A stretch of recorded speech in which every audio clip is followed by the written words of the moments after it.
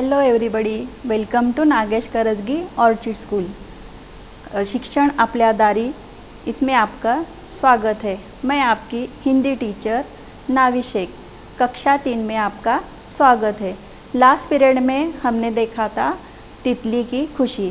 इस पाठ में हमने पढ़ा था कि रंगी बिरंगी तितली है, वो आम तलस के पेड़ पर बैठी हुई थी। तभी उसने देखा कि एक बच्चा रास्ते से रोते हुए जा रहा है। उसने ये जानने की कोशिश की कि वो लड़का क्यों रो रहा है। वो लड़का भारी भक्कम बस्ता पीठ पर लिए जा रहा था और रो रहा था। तितली ने देखा कि वो रो रहा है तो वो ये जानने की कोशिश कर रही थी कि वो इस तरह से क्यों रो रहा है। तभी उन्हें तितली को एक उपाय सूझा। उसने क्या किया कि वो कभी उस बच्चे के सर पे मंडराती, कभी आगे घूमती, कभी पीछे घूम जाती थी। तो ये हरकत देखकर वो बच्चा खुश हो गया। रंगी बेरंगी तितली देखकर उसे अच्छा लगा। तो वो उसके पीछे तितली ऐसे ही आगे आगे जा रही थी। आगे जाते जाते वो गार्डन में पहुंच गई। गार्डन में पहुंचने के बाद वो बच्चा उसके पीछे वहाँ तक चला गया। उसी समय उसकी माँ वहाँ पर आ गई। उसने देखा कि बच्चा इधर उधर घूम रहा है। उसने उस बच्चे को टोका और उसने कहा कि तुम इस तरह से क्यों घूम रहे हो, तुम्हारा बस्ता किधर है। तो उस बच्चे ने बोला, तब उस बच्चे को समझ में आया कि मैं तो बस्ता भूल गया हूँ। वो क्यों रो रहा था बच्चा? क्योंकि उसकी माता उसे लेने के लिए नहीं आई थी, इसलिए वो माँ को ढूंढते हुए रास्ते से रोते हुए जा रहा था। लेकिन तितली ने उसकी उदासी का, रोने का कारण जाना और उसके ऊपर उसने उपाय कर दिया। तो इस प्रकार हमने क्या देखा इस पाठ में? अगर हम किसी को खुशी देते हैं तो हमें भी खुशी मिलती है। इस बात से हमें यह सीख मिलती है कि हमें सभी के साथ दया, करुणा, परोपकार, सहानुभूति के साथ रहना चाहिए, जिससे कि हमें भी खुशी मिले और जो उदास है, जो दुखी है, उन्हें भी खुशी हासिल हो। तो बच्चों, ये जो पाठ आपने सीखा था, यह पाठ 2 बार पढ़ना है। अच्छी तरह से आप इसका पठन करो। और मैंने जो स्वाध्याय आपको दिया था, तितली का चित्र निकालने बोला था, वो चित्र आपको निकालना है। और जो रचनात्मक कार्य बोला था, वो भी कार्य आपको करना है। अब इसके बाद हम आगे बढ़ेंगे। तो बच्चों, ये जो चित्र है, इसमें आपको क्या दिखाई दे रहा है? ये कौन सा पक्षी है? पता है आपको? बता सकता है कोई ये कौन सा पंछी है? ये है काला कौवा। और ये क्या दिखाई दे रहा है आपको? बताओ जल्दी से, पहचाना या नहीं? ये है कछुआ। तो ये है कौवा और ये है कछुआ। मैं आपको कुछ क्वेश्चन पूछूंगी, उसके आपको आंसर देना है।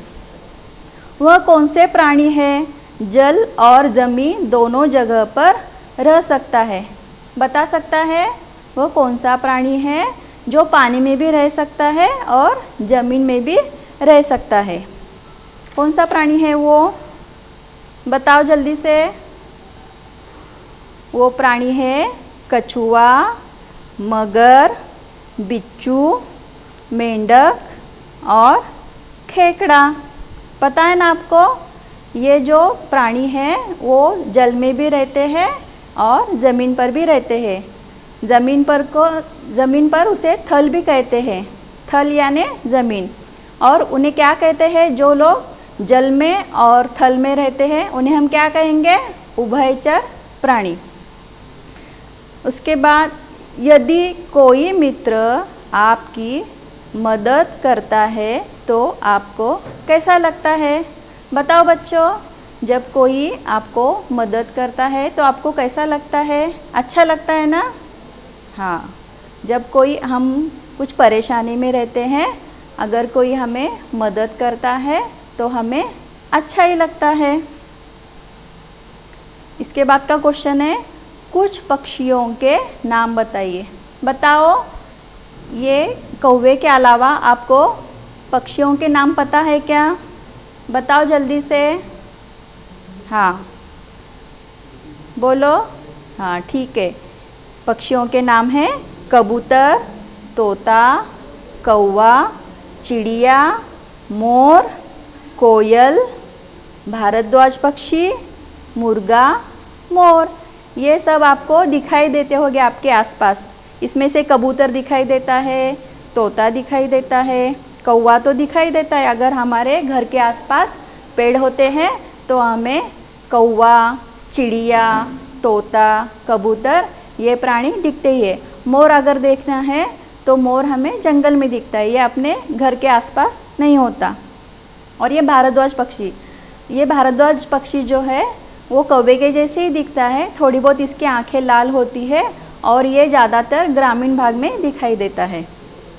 और मुर्गा, मुर्गा भी ग्रामीण भाग में ज़्यादातर दिखाई देता है। तो इस तरह से हो गए ये पक्षियों के नाम। अभी आपको कुछ चित्र मैं बता रही हूँ, आपको इसका वर्णन करना है। बताओ, इस चित्र में आपको क्या दिखाई दे रहा है? कोई बता सकता है? अच्छा, इस चित्र में क्या दिखाई दे रहा है? एक बच्चा नीचे गिरा हुआ है और दूसरा जो बच्चा है उसे उठा रहा है। इससे हमें क्या दिखाई पड़ता है? परोपकारिता, यानी ये दोनों भी एक में को जानते नहीं है, पहचानते नहीं है। ऐसे ही रास्ते से चलते चलते वो गिर गया है और ये लड़का उसे उठाने की कोशिश कर रहा है। परोपकारिता यानी क्या? किसी के अच्छाई के लिए, भलाई के लिए किया हुआ जो काम होता है उसे हम क्या कहेंगे? परोपकारिता। और यहाँ पर आपको क्या दिखाई दे रहा है? ये सभी बच्चे हंसी खुशी से घूम रहे हैं, चल रहे हैं, गा रहे हैं, मस्ती में अपने अपने। इससे हमें क्या दिखाई दे रहा है? स्नेह, स्नेहता दिखाई दे रही है ना? अच्छा, इस चित्र में आपको क्या दिखाई दे रहा है? ये जो बच्ची है वो रो रही है और ये जो औरत है ये उसके बाल खींच रही है। तो इससे हमें क्या प्रतीत हो रहा है? अच्छा लग रहा है क्या ये सीन देखकर? नहीं अच्छा लगता, क्योंकि यहाँ पर हमें दुष्टता प्रतीत हो रही है ना? आपको अच्छा लगता है कैसा? नहीं। तो हमें सबके साथ कैसा रहना चाहिए? परोपकारिता के साथ, स्नेह के साथ रहना चाहिए। तो हम लोग आज यही पाठ पढ़ने वाले हैं। पेज नंबर 20 ओपन करो। Open your text book. Page number 20, lesson number 3, परोपकारी कछुआ। परोपकारी यानी मैंने अभी आपको बताया था, जो किसी के अच्छे भलाई के लिए जो काम हम करते हैं उसे हम क्या कहते हैं? परोपकार। तो ये कछुआ कैसा है? परोपकारी है। तो इसका पाठ हम आज पढ़ने वाले हैं। इसके लेखक कौन है? दर्शन सिंह आशट। तो बच्चों, मैं अब इस पाठ का पठन करूंगी। आप अपनी उंगली उस वर्ड्स के आगे, वर्ड्स के नीचे रखना है और आपको ये मेरे साथ पठन करना है। लेसन नंबर 3, परोपकारी कछुआ। इसके लेखक है दर्शन सिंह आशट। इस पाठ का मुख्य भाव क्या है? इस पाठ में लेखक ने सज्जन और दुर्जन का भेद स्पष्ट किया है। दुष्ट लोग अपनी दुष्टता से बाज नहीं आते, वही सज्जन लोग अपनी अच्छाई से स्नेह, परोपकार, उदारता, क्षमाशीलता इन गुणों के साथ दूसरों के जीवन में सुख शांति प्रदान करते हैं। तो बच्चों, सभी लोग पैदाइशी कोई दुष्ट नहीं होता, लेकिन अगर हम अपने आदत अच्छे नहीं रखेंगे तो अपनी दुष्टता बढ़ जाती है। सज्जनता से रहने के लिए हमें क्या करना चाहिए? तो स्नेह से रहना है, दूसरों की मदद करना है, दूसरों को खुशी देना है, परोपकारता के साथ रहना है और क्षमाशीलता, ये भी अपने अंगों में गुण होना चाहिए। तो इससे हमारी दुष्टता खत्म हो जाएगी। तो इस पाठ में हमें यही पठन करना है।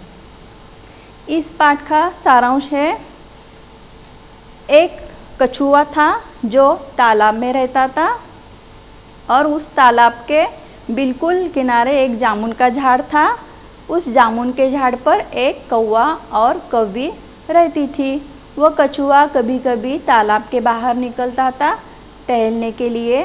तभी वो जो तालाब के किनारे जामुन का पेड़ था, उस पेड़ पर से वो कौवा आता था और उसके पीठ पर बैठ जाता था।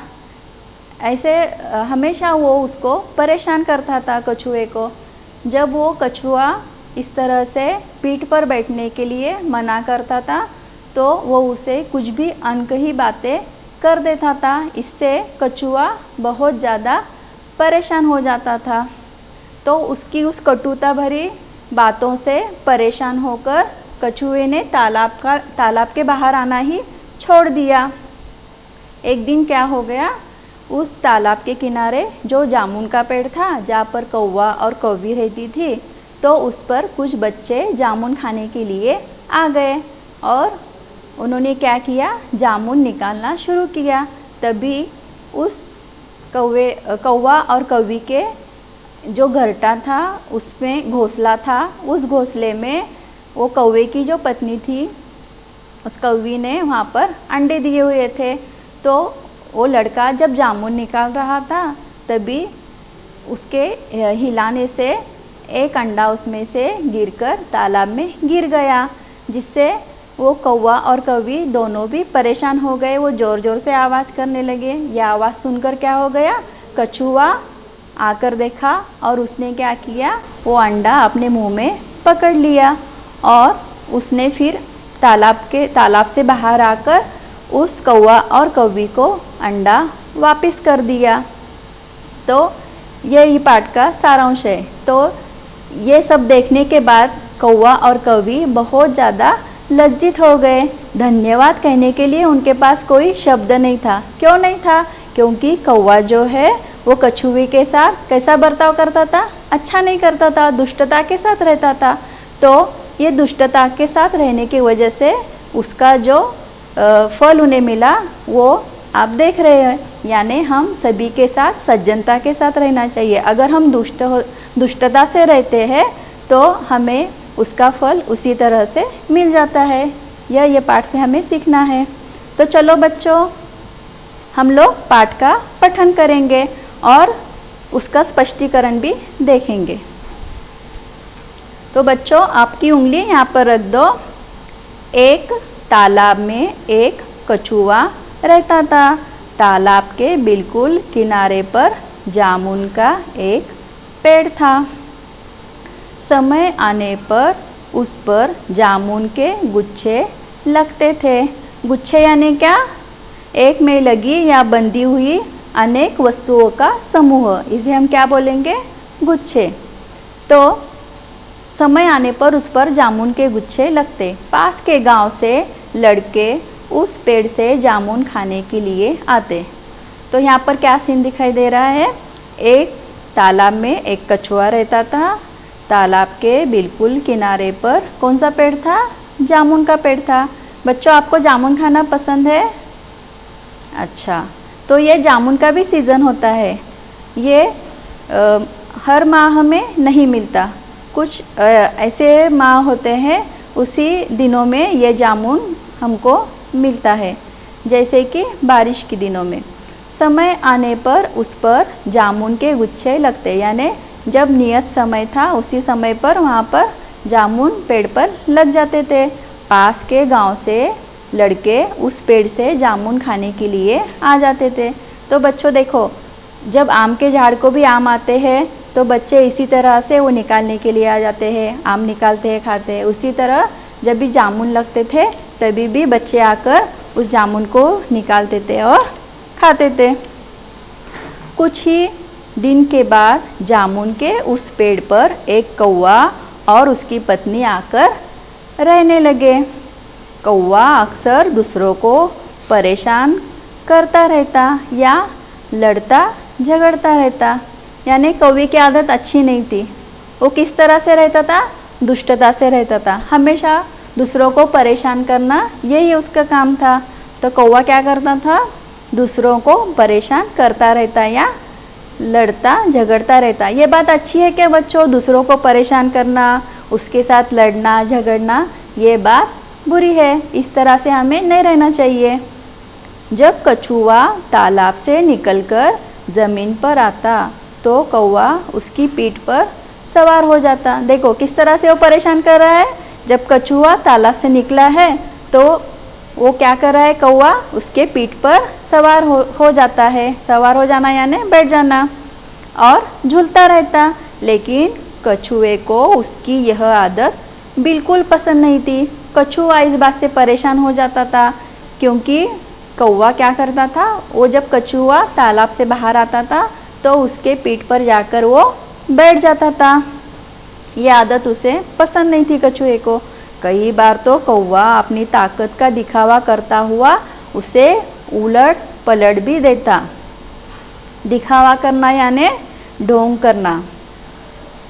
उसे क्या करता था वो? कई बार कौवा अपनी ताकत दिखाते हुए उसे उलट पलट भी देता। तब कछुए को उस पर गुस्सा आता। गुस्सा आना यानी क्रोध आ जाना, एंग्री। वह उससे दुखी था। किंतु इसके विपरीत कौवे की पत्नी नम्र स्वभाव की थी। देखो यहाँ पर ही हमें दिखाई दे रहा है सज्जनता और दुष्टता। कौवे की पत्नी कैसी है? नम्र स्वभाव की है। वह ऐसा करने से कौवे को अक्सर मना करती। यानी देखो यहाँ पर जो कौवे की पत्नी थी, कौवी जो थी वो नम्र स्वभाव की थी। ये कौवे का जो ऐसी आदत थी उसको, तो वो उसे हमेशा बार बार टोकती थी कि इस प्रकार ऐसे किसी को भी परेशान मत करो। लेकिन कौवा कब किसी की बात मानने वाला था। एक दिन क्या हो गया? एक दिन जब कछुआ फिर से तालाब से निकलकर ज़मीन पर आकर धीरे धीरे चलने लगा तो कौवे की नज़र उस पर पड़ी और वह झट से जाकर उस पर सवारी करने लगा। क्या हो गया? एक दिन कछुआ तालाब से निकला और वो किस गति से जा रहा था? धीरे धीरे। उसकी गति कैसी थी? धीमी थी। धीरे धीरे वो चलने लगा और कौवे की नज़र उस पर पड़ी और वो झट से यानी जल्दी से जाकर उस पर सवारी करने लगा। कछुए को गुस्सा आया। वह बोला, क्यों भाई कौवे, मेरी पीठ पर चढ़कर तंग क्यों करते हो? तंग करना यानी परेशान करना। तो कछुए को कौवे का गुस्सा आ गया। वह बोला, क्यों भाई कौवे, मेरी पीठ पर चढ़कर क्यों मुझे तंग करते हो? आखिर तुम मुझसे चाहते क्या हो? कछुए ने कौवे से आखिर पूछ ही डाला कि इस तरह से तुम क्यों परेशान करते हो? मेरे पीठ पर क्यों बैठते हो? और मुझे परेशान मत करना। तेरे ऊपर सवारी करना चाहता हूँ। इस तरह मुझे बड़ा मज़ा आता है। तो कौवे ने बहुत ही अजीब तरीके से उसे कहा कि तेरे ऊपर सवारी करना मैं चाहता हूँ और इस तरह मुझे बड़ा मज़ा आता है। हंसता हुआ कौवा बोला। इस तरह हंसता हुआ कौवा बोला। कछुए ने पूछा, दूसरों को तंग परेशान करके खुश होना कहाँ की भलमन साहत है? यानी भलमन साहत यानी क्या? सज्जनता। क्या तुम भी मुझे अपने पीठ पर बिठा सकते हो? तो कछुए ने उसे पूछा कि इस तरह से मुझे तंग करते हो, परेशान करते हो, ये कौन सी बात की सज्जनता है? क्या तुम भी मुझे अपने पीठ पर बैठा सकते हो? तो कछुए ने पूछा कि तुम्हारे पीठ पर मैं बैठ सकता हूँ क्या? कौवा एकदम बोला, क्यों, मैं तुझे क्यों बिठाऊँ अपनी पीठ पर? उपलासा। उपलासा यानी गोबर का गंडा, जो हमें ग्रामीण भाग में दिखाई देता है। ये लोग ग्रामीण लोग जो है वो उसका ज्वलन के लिए भी वापर करते हैं। तो ये गोबर उपलासा यानी गोबर का गंडा। कछुआ फिर निराशा होकर तालाब में जाने लगा। निराश होना यानी हताश हो जाना। कौवा क्या बोला कि मैं तुझे क्यों बिठाऊं अपनी पीठ पर उपलासा। कछुआ फिर निराशा होकर तालाब में जाने लगा। चालाक कौवा तत्काल यानी जल्दी से, फौरन। कौवा तत्काल उड़कर जामुन के पेड़ पर जा बैठा। यानी जब कछुआ कौवे से पूछ रहा कि मैं तेरे पीठ पर बैठ सकता हूँ, तो उसके ऊपर उसने उसे बोला कि तू उपलासा है, और वो तत्काल जामुन के पेड़ पर जाकर बैठ गया। जब कौवा कछुए को और भी ज़्यादा परेशान करने लगा, तो कछुए ने तालाब से बाहर आना कम कर दिया। तो कौवे की इस हरकत से कछुआ बहुत ज़्यादा परेशान हो गया था। उसने तालाब से बाहर आना ही छोड़ दिया। उसके आगे, कुछ दिनों बाद कौवे की पत्नी ने घोंसले में अंडे दिए। देखो क्या होता है, कुछ दिनों बाद कौवे की पत्नी ने क्या किया, घोंसले में अंडे दिए। कौवा कभी घोंसला कहाँ पर होता है, इस तरह से देखो पेड़ पर हमें दिखाई दे रहा है, ये घोंसला है। हर एक पंछी का अलग अलग तरीके का घोंसला होता है। यहाँ पर ये कौवा और कौवी ने इस तरह से घोंसला बनाया हुआ है। तो कौवा कौवी बहुत खुश थे। उस पेड़ पर लगे जामुनों के गुच्छे भी पकने लगे थे। कौवा और कौवी क्यों खुश थे, क्योंकि उन्होंने घोंसले में अंडे दिए हुए थे, इसलिए वो दोनों बहुत ज़्यादा खुश थे। और उस पेड़ पर जामुन के गुच्छे भी पकने लगे थे। एक दिन गांव के लड़के आए और जामुन के पेड़ पर चढ़कर जामुन खाने लगे। तो कौवा और कौवी ने काँव काँव करके आसमान सिर पर उठा लिया। आसमान सिर पर उठा लेना यानी बहुत ज़्यादा शोर करना। क्या हो गया, एक दिन गांव के बच्चे आ गए, तालाब के किनारे खेलने के लिए आ गए, और उन्होंने देखा कि जामुन के पेड़ पर जामुन लगे हुए हैं, पके हुए हैं। तो उन्हें खाने की इच्छा हो गई, और उन्होंने क्या किया, जामुन के पेड़ पर चढ़कर जामुन तोड़ने की कोशिश की, खाने की कोशिश की। तो कौवा कौवी इससे क्या हो गए, परेशान हो गए। परेशान होकर उन्होंने ज़ोर ज़ोर से काँव काँव की आवाज़ शुरू कर दी। उन्हें डर था कहीं घोंसले से उनके ये जो अंडे हैं वह गिर न जाए। उनकी काँव काँव सुनकर और भी बहुत सारे कौवे इकट्ठे हो गए और जामुन के पेड़ पर चढ़े। लड़कों पर अपनी चोंचों पंजों आदि से हमला करने लगे। हमला करना यानी आक्रमण करना।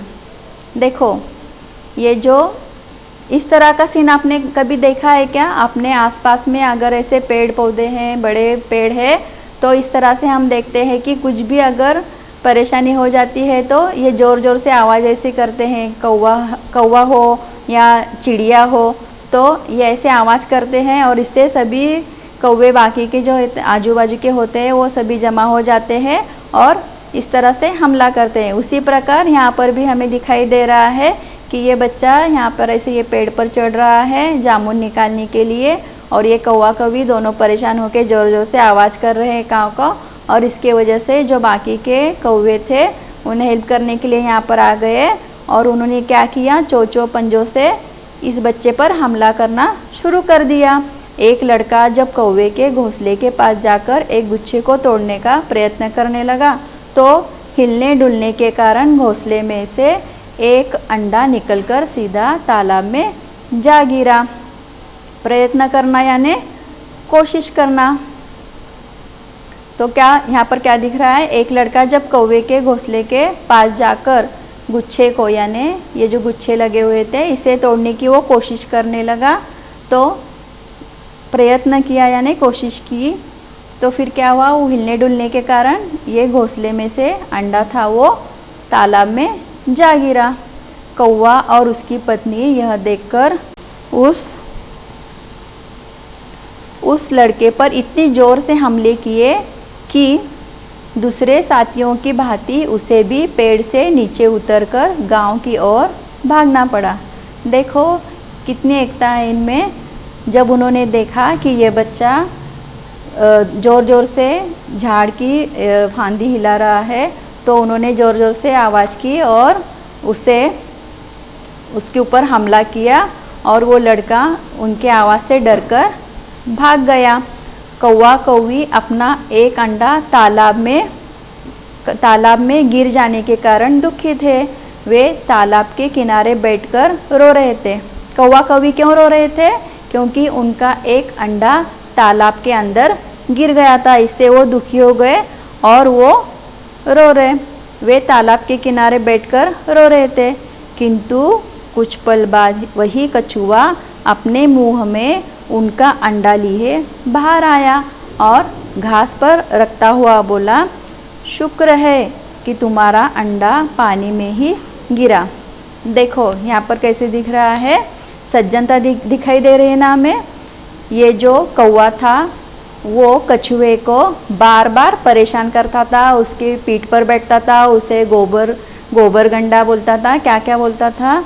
तो भी ये जो कछुआ है उसने क्या किया, अपनी सज्जनता यहाँ पर दिखाई है। उसने जो पानी में गिरा हुआ अंडा था वो अपने मुंह में लिया और वो बाहर आ गया। शुक्र है तुम्हारा अंडा पानी में ही गिरा, यदि थोड़ा दूसरी तरफ गिर जाता तो टूट जाता।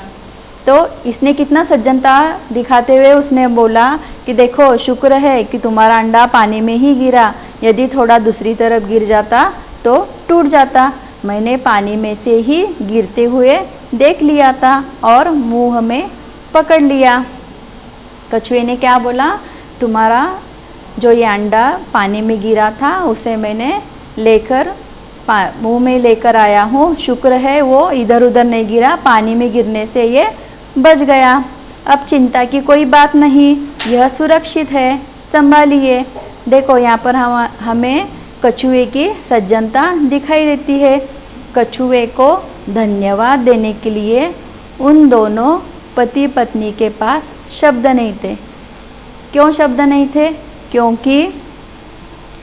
क्योंकि उन्होंने उसके साथ बहुत बुरा व्यवहार किया था, लेकिन कछुआ सज्जनता के साथ उनके तालाब में गिरा हुआ अंडा उन्हें लाकर उन्हें सौंप दिया। तो इस कहानी से हमें क्या सीख मिलती है? इस कहानी से हमें यह सीख मिलती है, अगर दुष्टता और शैतानी को अगर हमें ख़त्म करना है तो हमें सहनशीलता के साथ, उदारता के साथ और परोपकारता के साथ ही आगे बढ़ना है, तो ही हमें ये दुष्टता ख़त्म कर सकते हैं। यदि हमारे साथ कोई दुष्ट व्यवहार करता है तो हमें उसके साथ उसी तरह से नहीं, बहुत ही सज्जनता और परोपकारता के साथ हमें उनके साथ व्यवहार करना चाहिए। यही सीख हमें इस पाठ से मिलती है। तो बच्चों, मैं आशा करती हूँ आपको ये पाठ पसंद आया होगा, आपको समझ में आया होगा। इस पाठ का पठन आप 2 बार करना है। धन्यवाद।